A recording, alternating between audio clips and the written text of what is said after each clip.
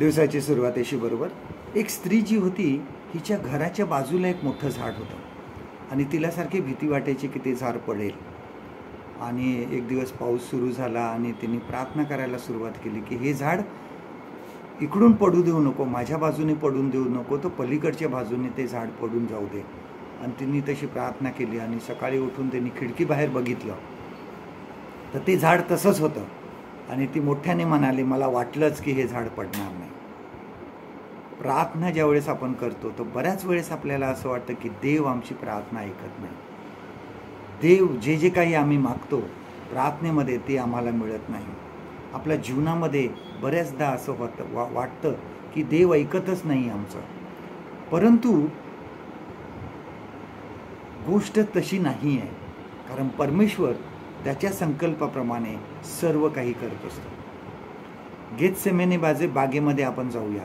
प्रभू येशू ख्रिस्त ज्या वेळेस त्या ठिकाणी प्रार्थना करत होता त्यांनी प्रार्थना केली, कळकळीने प्रार्थना केली की शक्य असल्यास हा प्याला मजपासून टळू दे. परंतु देवाने तसं केलं नाही. देवाचं उत्तर नाही होतं, कारण देवाने ह्याच कारणासाठी प्रभू येशू ख्रिस्ताला ह्या जगात पाठवलं.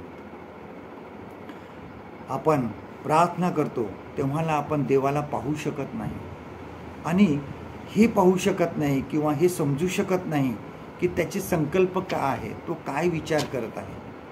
परंतु त्यासाठी आपण फक्त देवावर विश्वास ठेवणं गरजेचं आहे. देवावर विश्वास ठेवा. तो जे काही करेल ते चांगल्यासाठी करेल.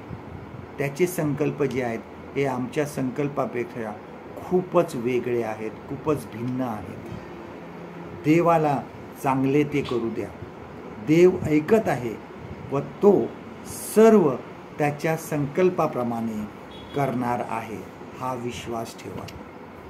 आजचं देवाचं वचन आपल्यासाठी हे आहे लूक कृष्णवर्तमान ह्याचा 22 अध्याय आणि 42 वचन.